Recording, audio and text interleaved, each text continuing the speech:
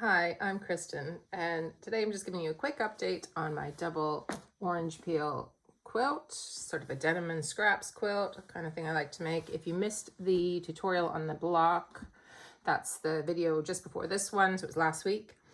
And I did tease you last week and sort of say, oh, maybe I'll get it done this Monday.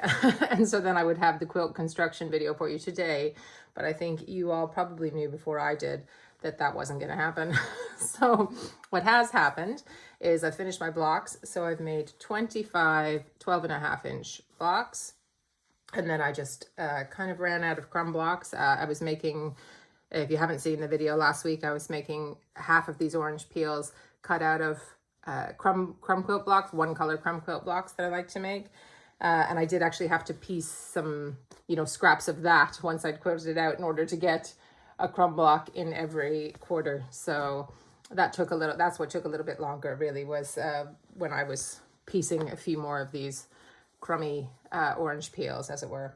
But yeah, so I'm just gonna move these to put the rest of them down. I've done 25 of these blocks. I haven't kept it as random. I wanted to go more random scrappy than I normally do. But as you can probably tell, flipping through these, I have stuck to a bit of a color story of pastels with hints of hot pink and a brighter orange, basically. And that just sort of happened organically. I don't know. There's no reds, there's no grays, there's lots of colors that aren't here, but it's definitely more random than I normally do. I still like my color coordinated scrap quilts, so I'm not gonna veer too far away from that, but this is just me trying to be a little bit more random and play with a few more colors at a time. So anyways, what I'm gonna do this week is sew these into rows. So they're gonna be 5 rows of 5. And then I'm gonna sew them together using my favorite quilt as you go method, row by row. So it's more about the joining. There will be some quilting as additional quilting as well, but it's more of a really easy quilt as you go joining method so that you don't have to shove the whole quilt through the machine. So I've got other videos about that quilt as you go method. Move these again.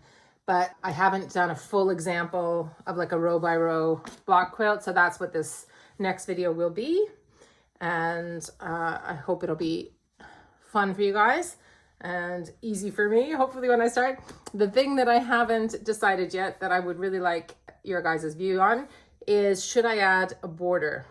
So if I added a border, it would be 6.5 inch. So I would just use more of these squares that I've already cut, these denim 6.5 inch squares, and I'd go all the way around. So it'd be a 6.5 inch denim border. So what do you think? Add that, don't add that? Thoughts in the comments. So I hope you're having fun if you're doing the blocks along with me.